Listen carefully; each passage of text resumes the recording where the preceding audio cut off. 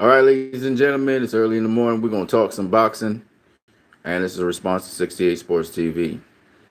First of all, though 68 said a couple things, he said a couple things that I don't agree with. His overall argument, I do agree with. All right, so I'm going to start off with that. I think that 68 says a couple things that were actually true. You gotta give it to him. The thing though is the way how he went about making a certain argument. I didn't agree with. I'll explain. So one of them he said is that to be an all-time great, you have to beat an all-time great. Okay. Now that's true to some degree. At some point, you got to face a Hall of Famer. All right. The thing about it is the way how AJ is saying about Tyson Fury, particularly facing Wilder, I can't agree with that.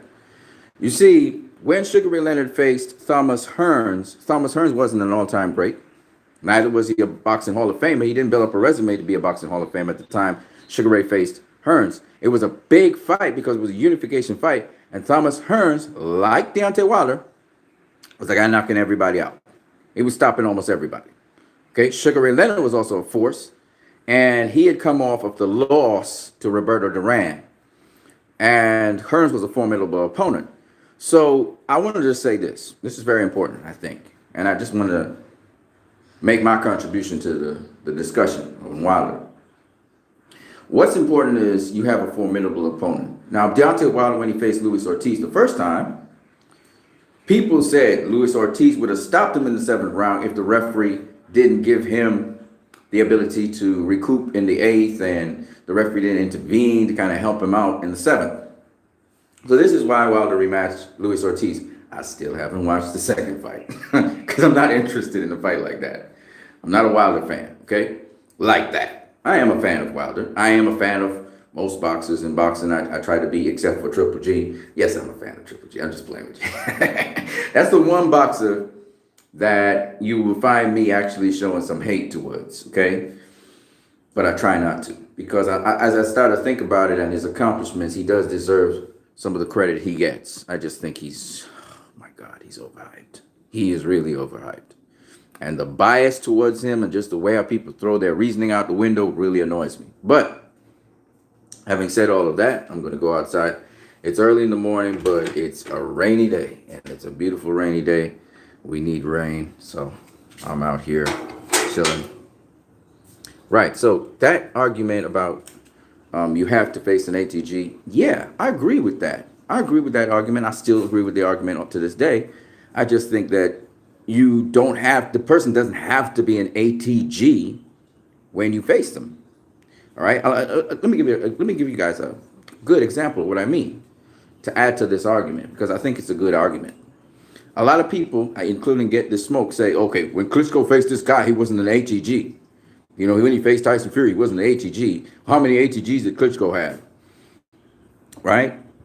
And I'm going to call people's names because I like to get involved in the discussion. This is a discussion, right? So I'm going to talk about Get the Smoke. Get the Smoke. You can also respond to me if you feel like it. It's a discussion. We discussing online. Okay. So, you know, I was listening to Showbiz the Adult talking about Anthony Joshua versus Deontay Wilder as another example. I'm going to go through different examples. Follow the argument. I'm coming back to you. Get 68. But the point is, they say Anthony Joshua. You know, when you listen to Showbiz the Adult, and I'm really enjoying. I'm feeling his channel now because a lot of things he says I actually agree with, and a lot of things 68 says I agree with as well. Don't get it wrong. A lot of things I think 68 comes from a nice perspective. I like his perspective on things. Back to what I was saying. So let me wrap this up within 10 minutes because some of you guys are like, man, this guy just keep on rambling and talking. Y'all didn't know I can do brief videos, but when my ass started talking, I can talk forever. Okay, so so let me put it in perspective for you guys. Okay, so with 68's point of view, you know, it's an interesting point of view. But the one thing I want to just say to 68 is the guys don't have to be ATGs or Hall of Famers at the moment you face them. right? Take for instance, when Floyd faced Canelo, as much as Canelo had some names on his resume, he wasn't a Hall of Famer. Now, when you look at it, he looks like a Hall of Famer candidate. I don't think he's a Hall of Famer yet. I know I'm being very hard on him, but I don't think he's a Hall of Famer yet. A lot of people are like, yeah, he should go into boxing hall. I don't think so. He got a lot of competition, and there's a lot of guys to get into that boxing Hall of Fame, and they've done a lot, okay? But at the same time, he's done quite a lot already, right? Back to the point. So Showbiz the adult was sitting down with another guy called Black Sun. If you want to check out the video, I look around the YouTube. I like to check out different videos. And Black Sun said that Joshua is no competition for Deontay Wilder. He's not a good matchup for him, meaning that Wilder would just squash him. And he's right. Style-wise, I think Anthony Joshua's too slow for Deontay Wilder. Get this smoke. What's up, Riddick and Gaddy in the Hall of Fame? I'm gonna talk about that in a minute. So, I'm gonna come back to you, Get the Smoke, because I like the argument, and we're gonna go all the way through it. And Get the Smoke is a Wilder fan, and he really lives and dies by Wilder, and that's all right. It's cool. I get it. The guy is a showman. Wilder is incredible. I love his outfits. I love the pizzazz. I love the energy that he brings. I love his confidence. And I also like his boxing IQ. He comes from the same school as Mark Breland, as Thomas Hearns, the Crunk Jim, Emmanuel Stewart. He's got a lot going on with him, all right? I ain't mad at him, okay? And I'm not mad at Get the Smoke for being a fan of him. I can see why.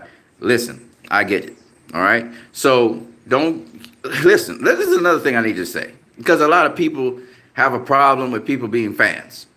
My thing is this. You being a fan of a boxer is a wonderful thing. If you like that boxer, then goddamn it, like the boxer. I'm not going to... My thing is this. Sometimes we as fans, we do it very dishonestly, is we put down other boxers because this boxer may have to face those boxers, and it's not deserved. If it's deserved, it's another story. But a lot of times it's not a lot of deserved. We just decide, okay, that guy, I'm going to put him down with everything. Don't matter, I'm going to put him down, right? That's the only thing I have a problem with. If it's true what you're saying, then I'm 100%. Like how they put down Klitschko. You can't put down Klitschko. How you put down Klitschko? Klitschko had like 24 defenses. 24. 24. And at some point, the volume does make sense. This is Joe Louis, right? He had a lot of, so you have to, and then he faced some very good names. Chris Bird, you gotta mention Chris Bird. I mean, so you know, it doesn't matter. Now, let me get back to this argument. So I'm all over the place. I'm sorry about that, but it all ropes in. Just follow me, okay? Especially 68, who has, he's like, man. Dude, get to the fucking point. And I'm still stalling, right? Get to the point. Okay. So with what's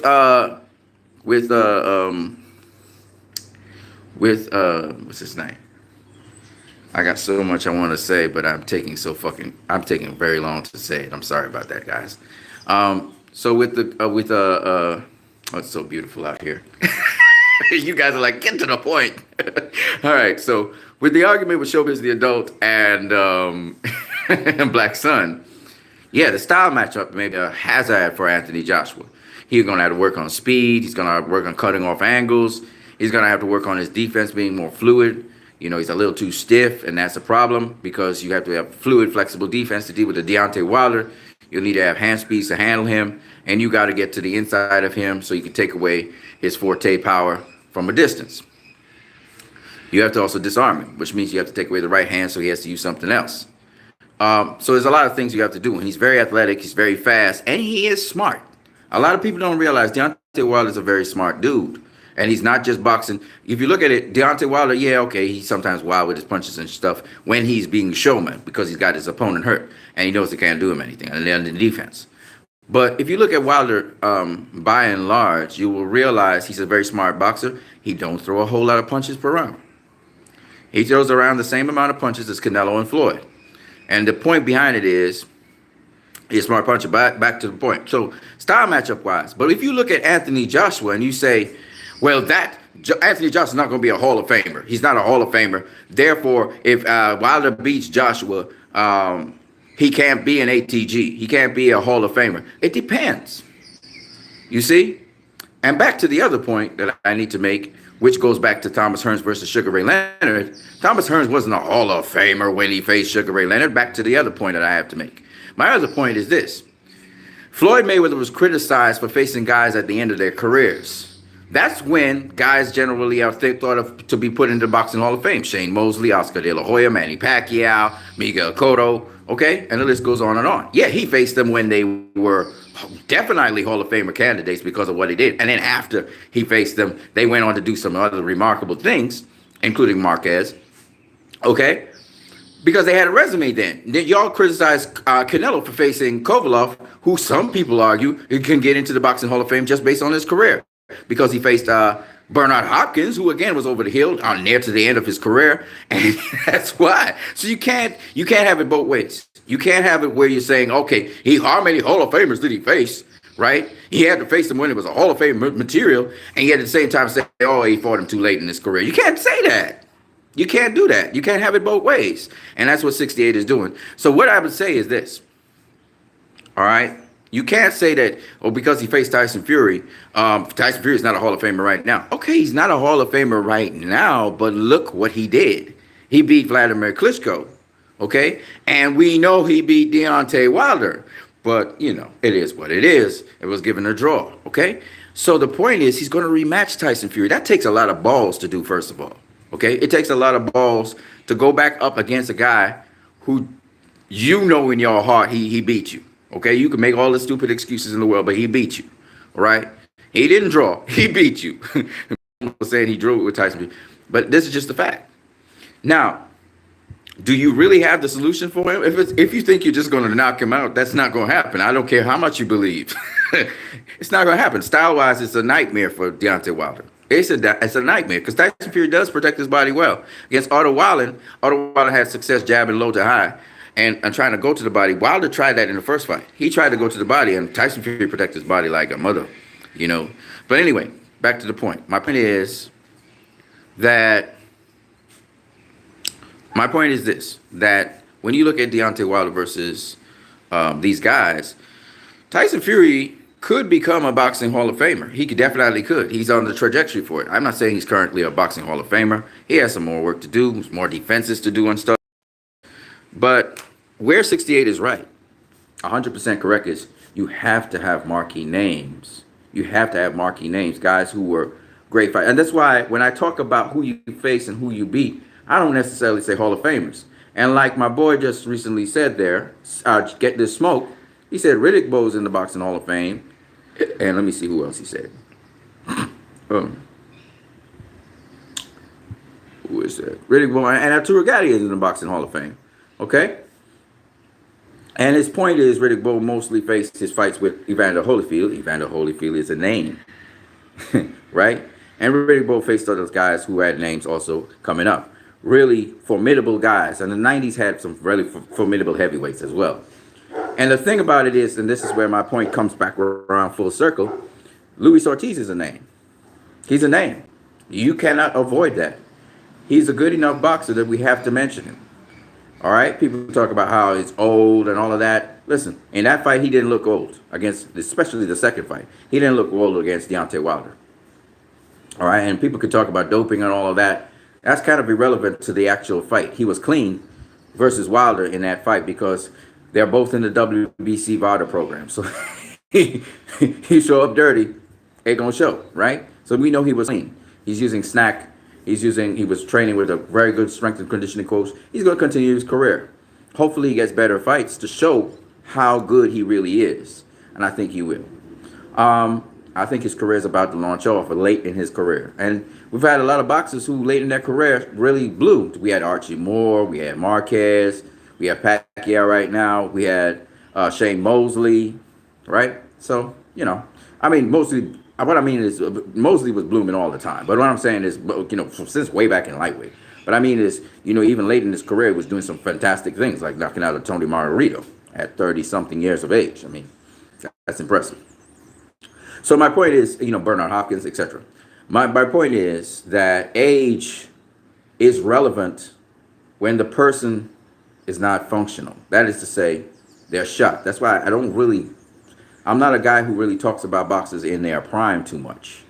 Unless in their prime, they were really well and then they're shot after their prime. They were just losing, losing, losing, losing, losing.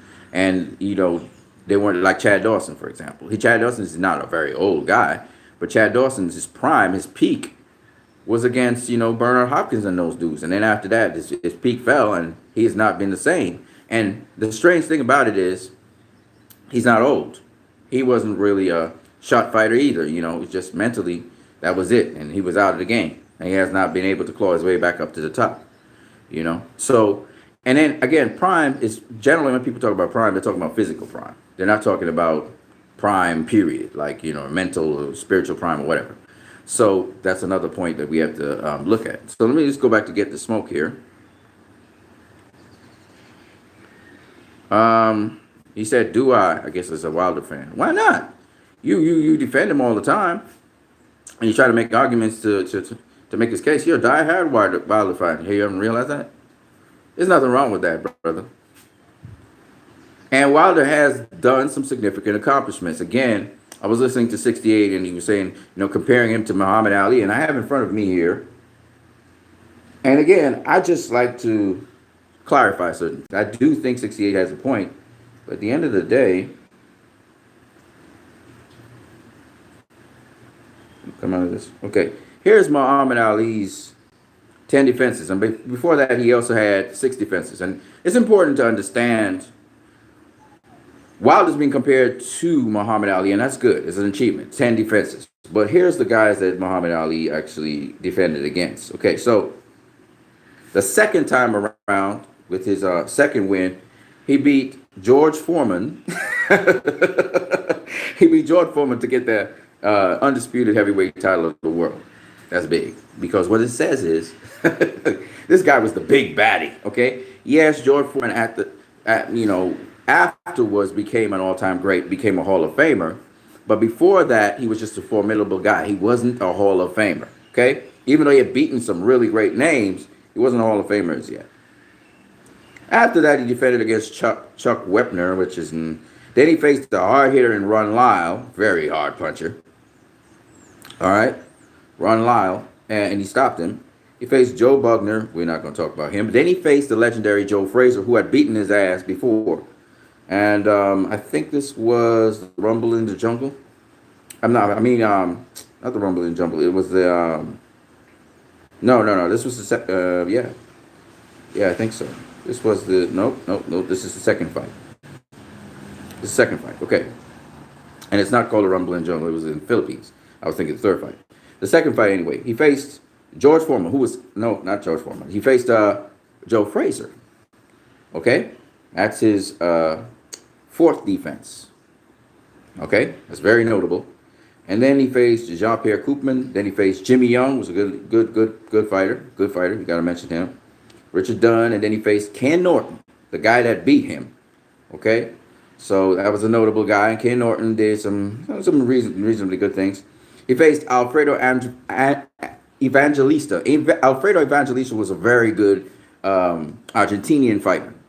Unfortunately, we don't hear a lot about him anymore.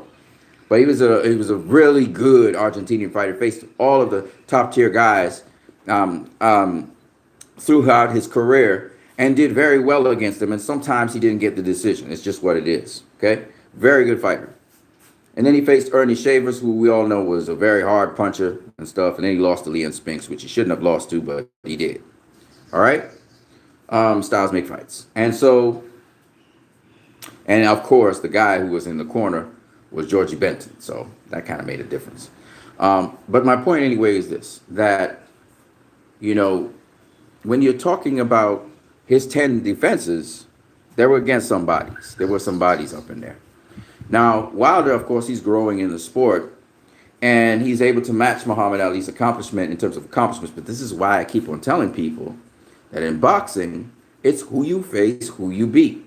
That's the way how you can equalize the playing field. You can say, oh, this guy gets in the Boxing Hall of Fame. So Wilder was saying that he thinks he got into the Boxing Hall of Fame off of that. I don't agree with that.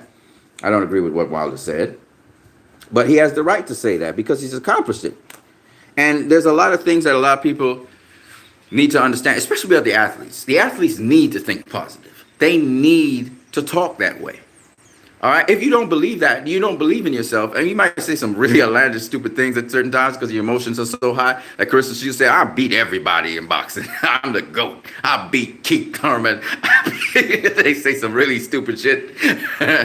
But you know, at the end of the day, they're supposed to feel that way. They're champions. They're supposed to have a winning attitude. All right. And Wilder, he's supposed to think that way.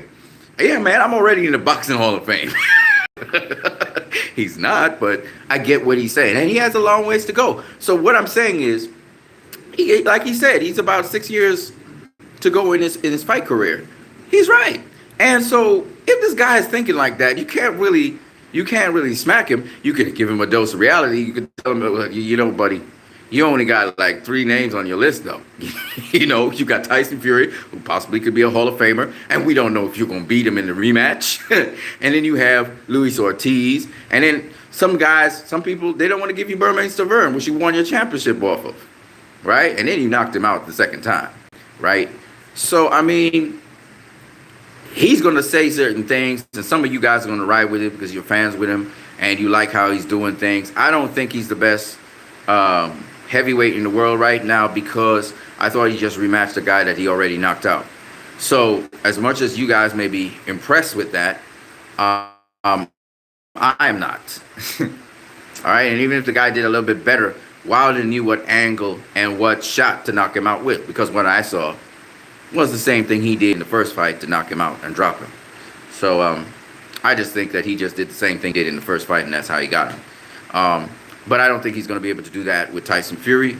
You know, that's skipping it off of the clinch and catching Tyson Fury with the 1-2. I don't think he's going to be able to do that. Tyson Fury's going to be aware of him, sharper, quicker, stronger, just better all around. And I just think it's going to be a boxing session. He's going to outclass Wilder. I really truly believe he's going to outclass him. Wilder's just not going to be able to find him.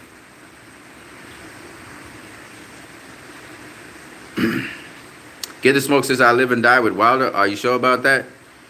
I think so. I believe that. That's how your statements have been so far. I haven't seen you critical of him in any way. I think you've been defending him, and you've been putting down Klitschko, who has done a lot more than Wilder at this present point in time in boxing. So I don't understand why you would put down Klitschko for Wilder. I mean, Klitschko, let's get it real. He had some really negative tactics in boxing. But again, you try to minimize Klitschko's opponents to put up Wilder, which to me is silly. Klitschko faced 0 Hall of Famers, rematched none of the guys who beat him. See, there you go. You're trying to minimize Klitschko's career to put up Wilder, which is dumb. And that's the thing I don't like about fans. You can be a fan of a boxer, appreciate another boxer, and not do that. Get the Smoke. Quantity over quality, okay for Vlad, not okay for Wilder. Again, once again, you are minimizing his opposition. You want to take a guy like Spilka and say that is somebody that Wilder faced. You know what I mean? But then you want to put down Klitschko. You're not being consistent. You got to keep the same energy. Because you can't say quality over quantity, and Wilder ain't faced nobody. He ain't faced nobody either.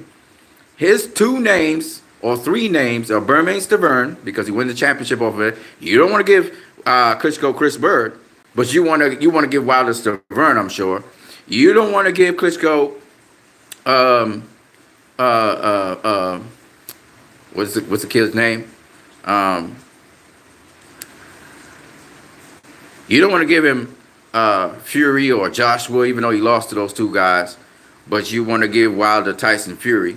You know, I just don't understand that. And he lost to Tyson Fury, to be honest with you. He got a draw, but he lost to him. So, I mean, you can't be two-faced. All right? How many Hall of Famers has Deontay Wilder on his resume? None. Okay? Chris Bird's probably going to go into the Boxing Hall of Fame just because of the people he beat and the fact that he was... But he's not going to be first tier. I don't think so. Right? And Arturo Gatti, like I said before, he faced some really good guys when he was at, was it super featherweight I think he was at? He faced some good guys at super featherweight. All right? He also beat guys that beat some legendary fighters, like John Molina beat Azuma Nelson. He was the guy that solved Azuma Nelson other than Salvador Sanchez. WBO, so you can't say quantity over quality when Wilder ain't done nothing either. You're talking about two guys, you saying Hall of Famers, and again, I'll say it again. It's about fighting the top tier guys at a time. You can't, what are you going to say about Povetkin? We talk about Povetkin to this day. That's the guy that Klitschko faced. He's a name. You have to, if you're going to talk about Luis Ortiz, keep the same energy. You got to talk about Povetkin. You got to keep the same energy. Pulov's around. People talking about Pulev, right? He was I think a regular champion or some shit like that. And he might be fighting for a title. You got to keep the same energy. You know, if we're going to talk about Charles Martin facing Anthony Joshua, right? Bermain Stavern facing Deontay Wilder. You know, Povetkin, who was a champion, I do believe, facing Klitschko. And all the guys who were champions that faced Klitschko, you got to get them their props. They may not be good fighters, but you got to get them props. You can't be talking about Wilder versus Dominic Brazil, right? Wilder versus Dominic Brazil. And then after that, you got the energy to talk about Klitschko versus anybody. Come on now. Brazil ain't really, he don't have no real good defense or anything. You know, that's the thing I don't understand about you fans. You try to minimize the accomplishments of the guy who you think is not all that. You can't do that. You got to keep the same energy, buddy. You got to. Anyway, back to what I was saying about 68 Sports.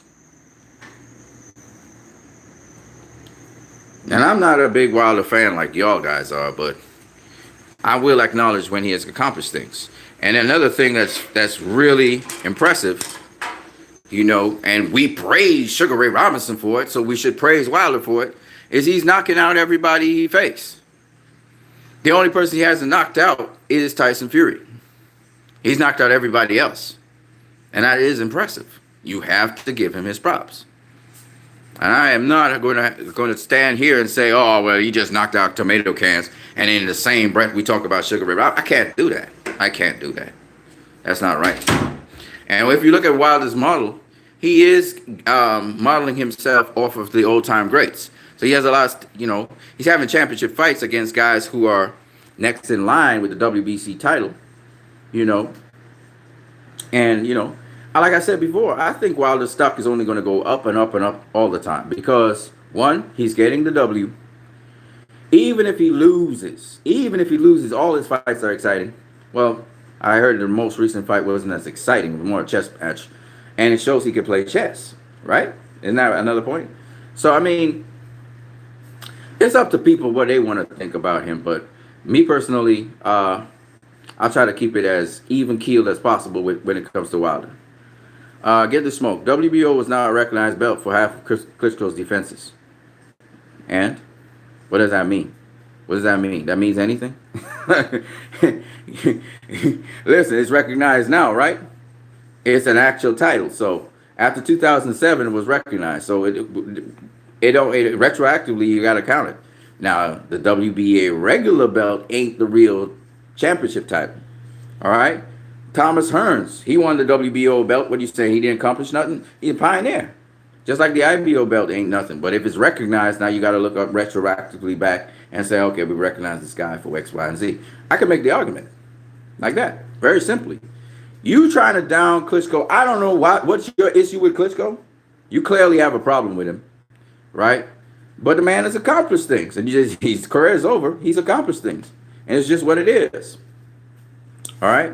Was the heavyweight division weak under Klitschko? Yes. Is the heavyweight division weak still? Yes, it is. But we got some upcoming fighters that can make it more interesting. Okay? It's not like the 90s. You know this. It's not. Right? But it's more exciting because we got an American heavyweight up in there and everybody clinging on to him. You know what I'm saying? He ain't the greatest boxer in the world, but you know, he uses skills and stuff, right? And he is a phenomenon, small, you know, stringy looking kind of guy who looks like more of a basketball player than a boxer. but he can box. He's hell of a lot better than Dominic Brazil. He don't just use his chin and head. He try to make sure he hits and not gets hit, which is good.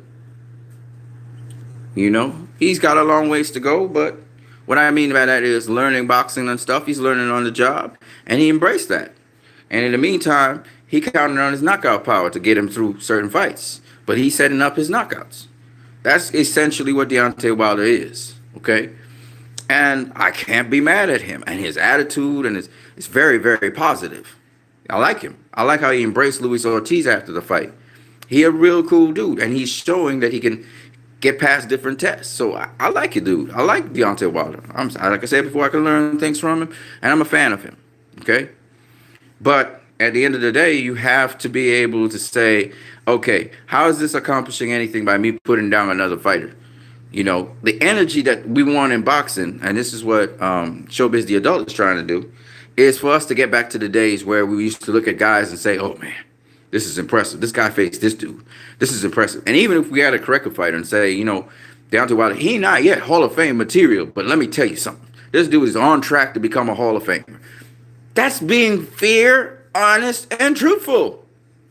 No, he already in the Boxing Hall of Fame. He know how to do another thing. Come on, man. Why that? Why we got to go there? His career's not over. I told people Deontay Wilder turned down the $100 million thing with Anthony Joshua. But look and see how his career develops. Look and see how his career goes. If he keeps on winning, you know, which is not a guarantee, but if he keeps on winning, right, and winning, you know, clearly, if he keeps on winning, he's going to make that money, right? He's going to make that money. A lot of people cried me down, and they was going at my throat and stuff. You was the only guy that was saying, you know, that kind of makes sense and whatever, because you more for the other side. We have 68. He's an Anthony Joshua advocate at this present point in time, and he just don't like Deontay Wilder. Okay, it is what it is. I can see it. You guys don't have to. You can be in denial how much you want, right? Everybody knows I'm a Floyd Mayweather Jr. fan, right? But the thing about me is I try my best to be as balanced as possible. I do like how he boxes. I love it a lot. I love it. I love watching him box. So I'm gonna be honest with you. That's and I learn a lot of things from what he does. Do I have a style like his? Not really, but I do try to incorporate things in my fighting style that I see him do. And so do a lot of people in boxing.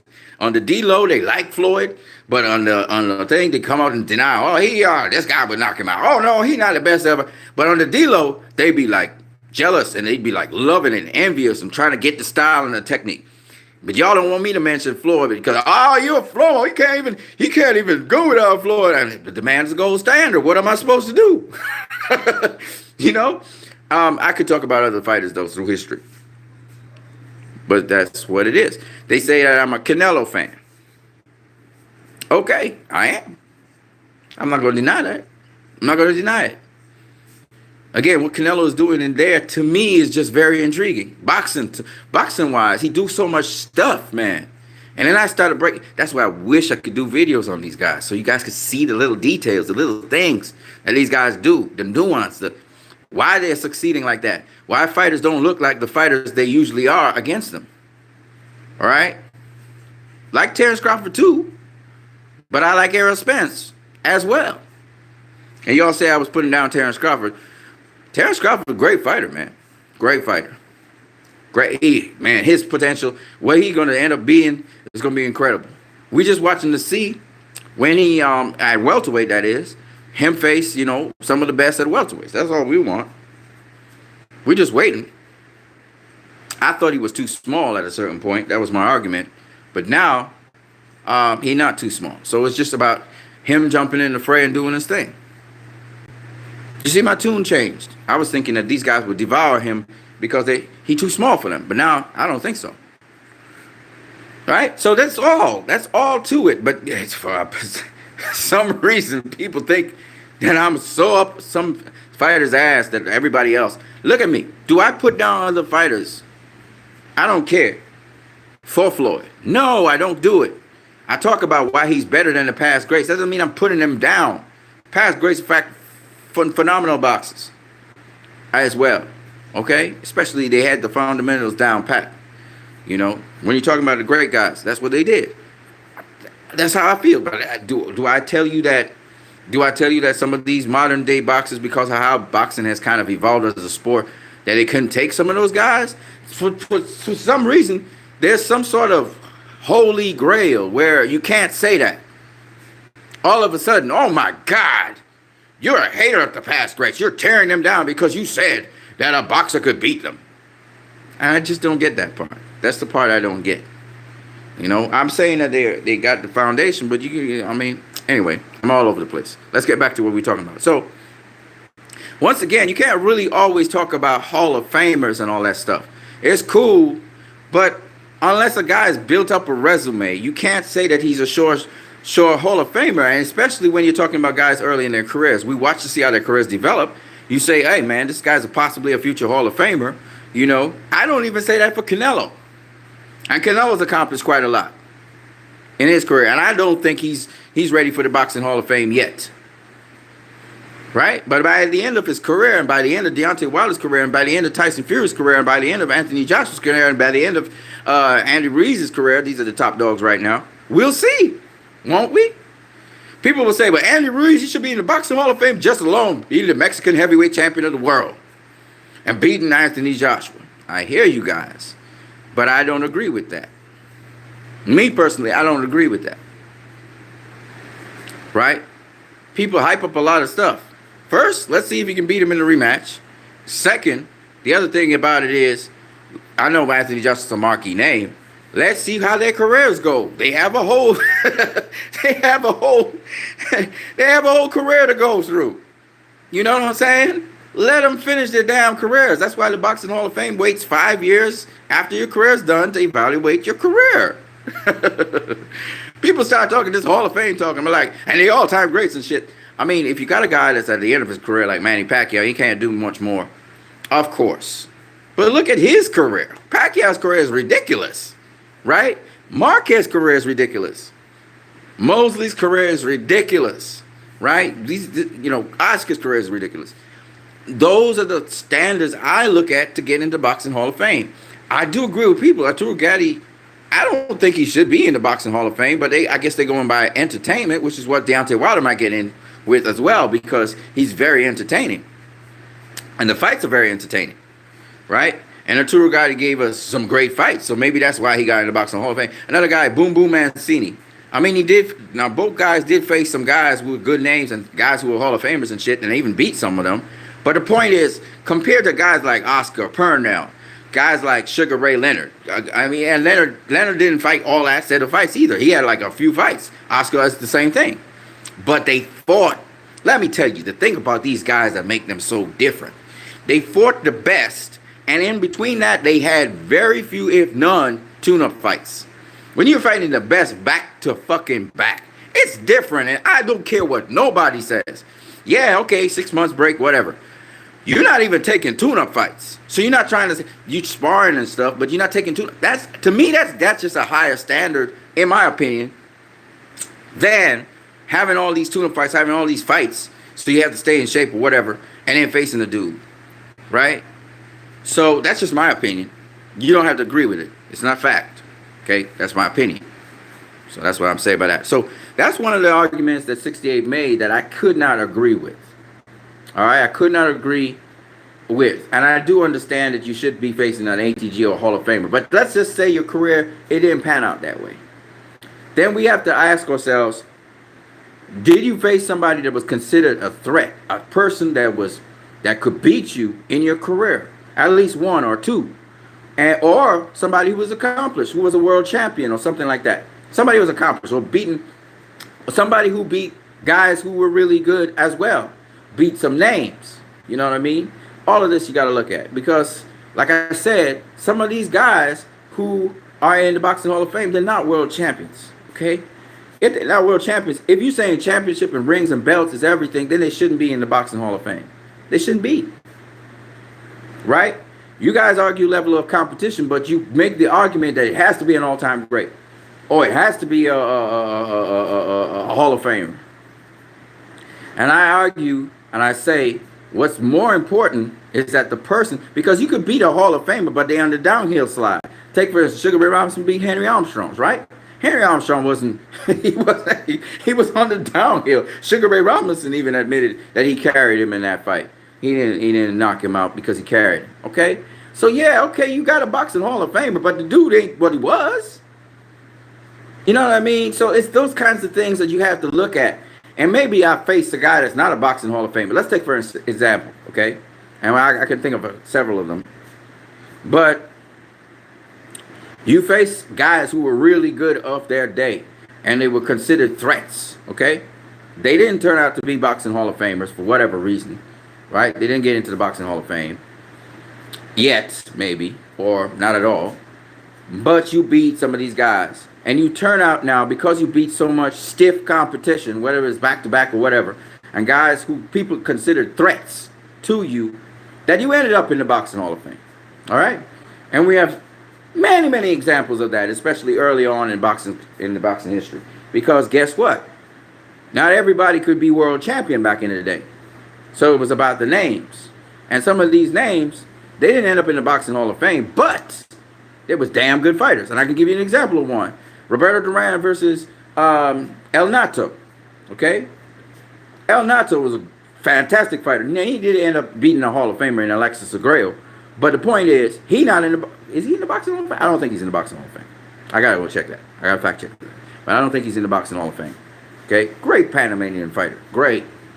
Alright? He's not. But that win that Duran had over El Nato, which I argue El Nato, it was a close fight. I didn't think El Nato was losing that fight. But anyway, the fact that he got a win over him, to me, was big. Right? Most of the people he faced at lightweight weren't at the level and caliber of El Nato. El Nato went on in the rest of his career, that was the only loss of his career, to prove that he was a great super featherweight. Okay? He was fantastic. Okay? He didn't get the opportunities. No, I think he had more losses. But he was robbed. The loss that he had, he was robbed. It was against a Japanese dude, I think it was. And he beat that motherfucker's ass. The dude, his face was in blood and shit. And they still get the motherfucker the decision. That's what used to go down back in the day. Right? And that's why people think that Floyd would have lost back in the day. Because even if he beat the ass of the guy, mopped the floor with his ass, they could still give the guy the decision. That used to happen back in the day. So, but the point is that, you know,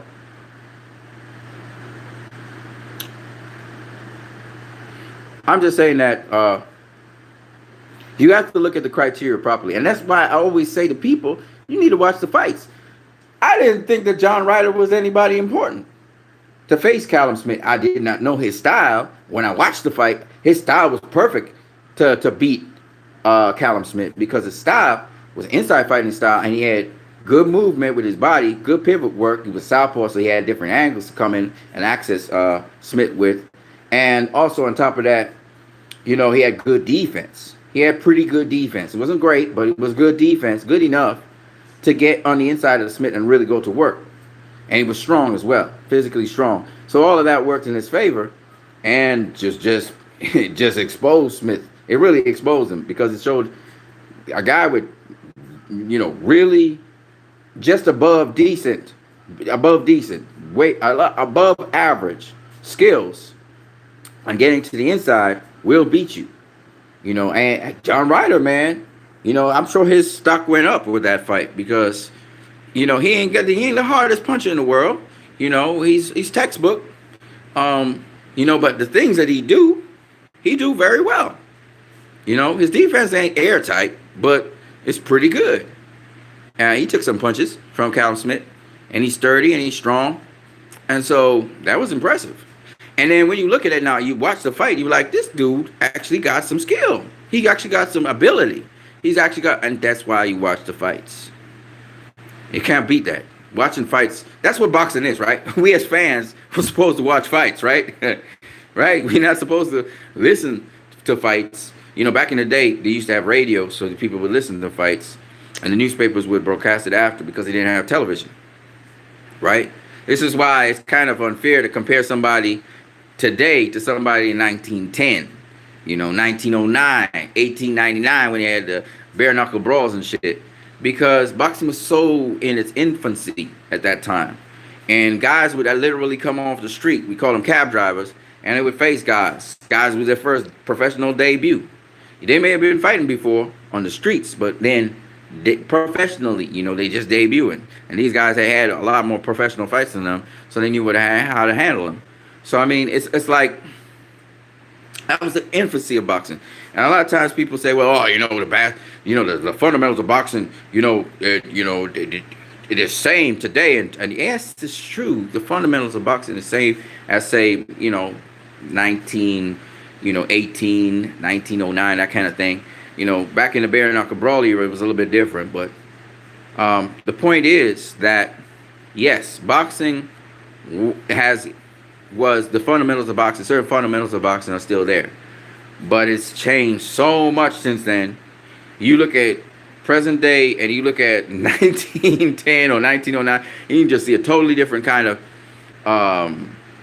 way of scoring fights, of judging fights, of even how the fights take place. You know, the equipment that was used, the techniques that we use. Some of the techniques are lost now.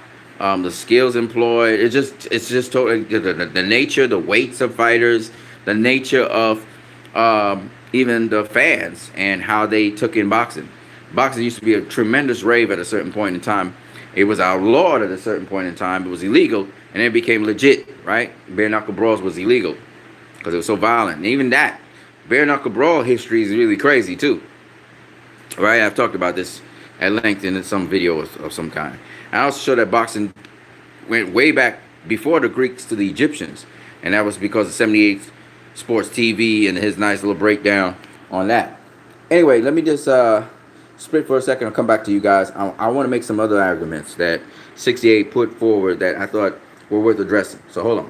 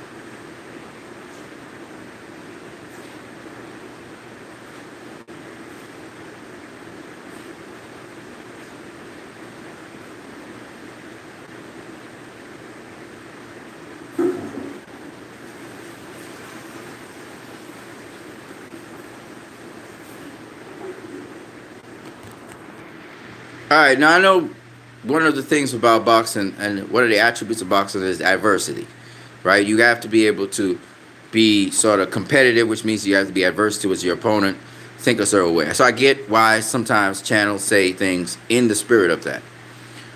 But sometimes I don't feel like doing that. And so, but I want to critique another thing that 68 said, which I thought was an important point to bring forward to you guys, since we're talking boxing, right? So he said another thing which I thought was interesting, but I don't think it was true. And that is, he was saying that Deontay Wilder, Muhammad Ali didn't accomplish much in his 10 fights, if that's the case. Now, first of all, this is another thing people need to understand. Muhammad Ali actually had 16 title defenses. They weren't back-to-back, but it was 16 title defenses. He had 6 defenses the first time around, then he lost to Joe Frazier when he came back. And then when he regained the championship against George Foreman, he had 10 successful title defenses. So it's really 16 in all. And that's just to put it in a case. But him saying that Muhammad Ali didn't accomplish much, remember, he's facing certain opposition, though. Right? Wilder didn't face that kind of opposition on the regular like Muhammad Ali did. Right? So, and even he won his first title against Sonny Liston. Okay? He won the title against Sonny Liston the first time. Nobody thought he was going to win. Now, regardless of whether Sonny Liston was considered at that point in time a sure ballot Hall of Famer, remember, this Hall of Fame thing actually comes up very recently. They had the Boxing Hall of Fame. It started in 1990 something, right? So this is retroactive again. And this is my point. A lot of this stuff that we're talking about today, and again, let's just put this in perspective for people. The Boxing Hall of Fame is just to acknowledge these fighters and keep them in memory. That's why we call it the Hall of Fame. It's to remember these guys of the past, right? Sugar Ray Robinson, Sugar Ray Leonard, and all these guys get inducted into the Boxing Hall of Fame. It's to remember them, and it's a remarkable accomplishment. So let's put it in perspective why we talk about the Boxing Hall of Fame. And usually the guys who are in the Boxing Hall of Fame are considered all-time greats. And all-time great means is you put them at any time in history or any time in the future, and they still handle themselves. They'll still be great. Okay? That's all it means. All right? People brag and boast and they fight all about it. It's a simple thing. Okay? So if you think that this guy didn't do enough to get into the Boxing Hall of Fame, that's okay. Because guess what? It's based on popular public perception and also professional perception. Okay? So if you didn't think that Arturo Gatti deserved to be in the Boxing Hall of Fame, that makes sense. They put it to a vote, and some people agree with you. All right? But people want to remember these guys, and Arturo Gatti had some memorable fights. And you know Jim Lampley always rave about the Gatti Ward first fight, so that's why he ends up in the Boxing Hall of Fame. People want to remember that, so people will revisit those fights. Get it? Get it? But at the same time, he did have a resume. Okay? He did face guys. He may not have beaten all of them, but he did face guys we're talking about. I critiqued Joe Frazier on his marquee win really being the Muhammad Ali fight that put him in the Boxing Hall of Fame. He did beat some other really good guys of his time, though. Right? So early on, I used to say, but his real thing was he beat Muhammad Ali. He shouldn't be in the Boxing Hall of Fame. I got it. I learned then later on, yeah, he did beat some good guys. All right? They're not in the Boxing Hall of Fame, but they're notable guys. And he only had 3 losses in his entire career. So I get where people come from, and I get what they say. Okay? So that's the thing with the Boxing Hall of Fame. And people want to remember certain memorable fights and stuff like that. So can Deontay Wilder get into the Boxing Hall of Fame? Absolutely. Even if he loses a fight, it don't matter. He can still get into the Boxing Hall of Fame. Okay? So having said all of that, that's the one thing I disagree with 68. Where 68 is talking about Muhammad Ali. I know he was just speculating. He doesn't really know Muhammad Ali's career. But once again, Muhammad Ali did face Hall of Famers. He did face all-time greats. You know, George Foreman. Come on now. So, I mean, you know, you can't just... But at the time, George Foreman wasn't an all-time great, right? He wasn't a Hall of Famer. And that's the thing people miss out. So if you're looking at, say, for instance, Vladimir Klitschko, and he faced a couple Hall of Famers or all-time greats, future Hall of Famers or all-time greats, you got to acknowledge that. And that's where I get the smoke, and I disagree. All right?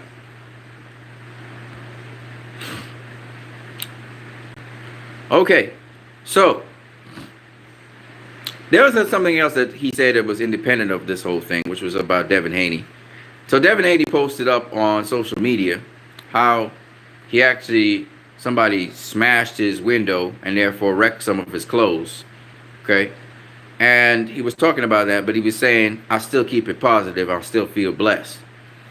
And he was just commenting on that, Devin Haney being a social media kind of guy. And he, you know, in social media, people report moment to moment on their incidents. But he's trying to encourage people by saying, in spite of the negative, keep the positive going. So that was what Devin Haney was saying.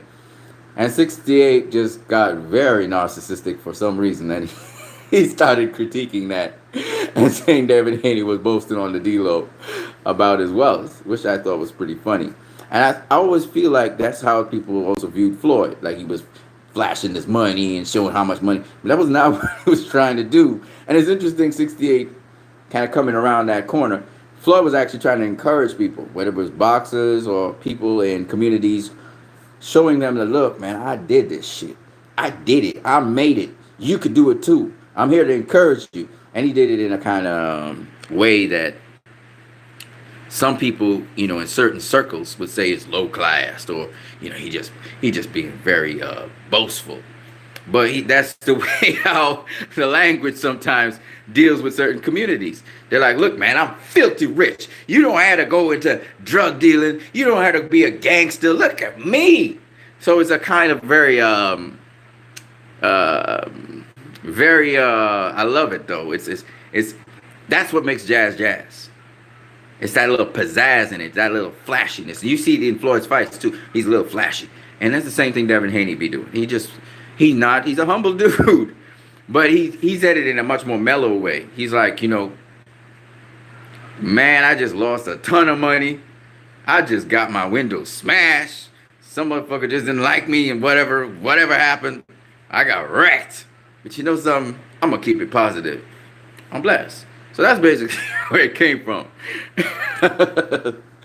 68 didn't care. He just went in on his ass. That's funny, man. I get it. Trust me. I told you. I'm an honest guy. I said I hate Gladys Golovkin. So I don't give him a fair shake all the time. Sometimes I go in on his ass. Right? So I understand where 68 is coming from. But me personally, I understand that in boxing, it's nice to sometimes stay level-headed a little bit and not go in on people when you know what they really mean, but you decide, man, I'm going on his ass. Oh man, and that's another thing that I find very, very, very, very hypocritical. Let me explain what I mean. Not to 68, but just in general. Let me explain what I mean. So a lot of times when we see people throwing money in the air, and then on top of that talking about, oh man, pussy will never go out of style. Just giving thousands of dollars to hoes and shit. That shit just don't rub us the wrong way. He's like, this motherfucker got all his money, and look what he doing with the money. He can give it to the. We're jealous. Come on now. We're angry that we don't have that money to use it. Let's be honest now. Now, some of us, when we see that shit, we be like, man, this dude got money to waste. Shit, how could I get that, right? Some of us think like that. Others of us don't feel we can ever have that shit. It's like the fucks and the grape syndrome. Because we're in a crappy job or life's like this, we just can't make that. We feel we capped, okay? And that lack of empowerment makes us react the way we do. Even the way how we reacted to Mayweather's career. And now Canelo, right? This motherfucker keep on doing things. Man, we can't do that. Slick boxers is supposed to get pinned down and beaten, and shit like that, right? And then Floyd be talking this shit, and Canelo be saying, all right, powerful. It rubs people the wrong way. And then on top of that, some people feel that these guys are getting unfair advantage. With Canelo, I can understand. Especially with the judges and shit. So it's like people just hate these dudes because it makes them feel personally in their own personal life. Take, for instance, Deontay Wilder. Deontay Wilder flies in the face of every... He flies in the face of everything we know as boxing. We're supposed to be, you box well, and Deontay Wilder he'll end up fighting with one punch. And that shit rubs people the wrong way. So, oh man, it makes me laugh so much. Because Wilder just be talking about his power. And what we learn in boxing is power don't mean shit if you can't use it. And on top of that, power is not everything in boxing, right? Wilder came out and said power is everything. He said power is everything in boxing. Now, honestly speaking, Wilder is smart. He knows it's not just the right hand he got. He knows it's about skill, movement, all of that shit. He understands that shit. Trust me. But it's funny to me how a lot of people get actually incensed. And then on top of that, Anthony Joshua was considered this classical boxer, really good boxer. He gets stopped But Andy Ruiz. I've heard people, especially, unfortunately, the UK fans, because there's this big rift between Wilder and Joshua. They are so pissed, and now they hear that Wilder is the best fighter, the best heavyweight, and the baddest man on the planet. They can't process that shit. They don't like that, and I get it. All right, I get it. But at the end of the day, you've got to acknowledge what these fighters are doing. All right, you have to acknowledge what they're doing and understand what they're doing. The thing with a lot of people who, you can take information and you can be narcissistic about it, or you can be inspired by it. All right. The only thing and that's why I left teaching and shit, is because even though, in teaching you can't just blow up on people and shit. But when it comes to people who say some ignorant ass shit, even after you've explained things to them, they come back to you and they tell you ignorant, I really don't like that. All right, I'll be honest with you. That's something especially when you've explained something to somebody and then they take your words and they just either they misunderstand or they deliberately misconstrue what you're saying and they twist it and then they say whatever they want to say. That really annoys the crap out of me, because you're not here to learn boxing or anything like that, or you're not here to have a reasonable discussion on boxing. You're here to twist things and have your own fucking narrative or believe whatever you want to believe, and that annoys me. I'll be honest with you. Especially when you're saying things that are dishonest. But once again, it's nice talking boxing with you guys. That's basically all I got for now. I just thought I would respond to 68. He ain't gonna watch this whole video. He's gonna say, oh, yeah, I want something. I ain't watching that. Which is cool. But nonetheless, it's a response to him. And just to add those few little points that I made, embellished with all of this other conversation that goes a while. And Get the Smoke, shout out to him. He just responded to me, which was good. And once again, I do agree with Get the Smoke on certain points that he made, which I think are valid points, especially in the discussion with when you're talking about quality over quantity. And I've always said quality trumps quantity, definitely. But once again, you have to be able to evaluate the quality that you're seeing. If you're not evaluating that quality, when Povetkin was supposed to face Klitschko, people were big. They were saying Povetkin's mowing down everybody, right? And this is Povetkin in his so-called prime. Everybody like to talk about that. He was mowing down everybody. So when he faced Klitschko, when Klitschko got the W on him, I don't agree with all the methods that Klitschko used, but nonetheless, he got the W on him. You have to acknowledge that stuff. And that's the thing that I think a lot of boxing fans don't do. They sometimes minimize certain accomplishments that certain fighters have. I've been guilty of it with Gennady Golovkin. He has faced B-level, C-level fighters. When he stepped up to the A-level, it was a little bit different. But nonetheless, some of those B-level and C-level fighters, they did some remarkable things. You have to. Daniel Gill is one of them. You have to give them the credit that they deserve. You have to. So, yes. I'll catch you guys later. And peace to you guys. What you need, check out my channel, subscribe, share. Don't forget you can donate to my channel. I always say it. You guys have a good one. Western Union MoneyGram, just talk to me and I'll be able to deal with you. Thank you all my subscribers who have donated to this channel over time as well. Thumbs up to you guys. Keep it positive as much as you can. It's a boxing, so I expect you guys to be adversarial against each other. Have a good time. Check out the polls as well. I see you guys really using the polls. That's great. I have some more polls coming for you guys. And some upcoming fights that we need to talk about. I'll try and get that in. All right, guys. Have a good one.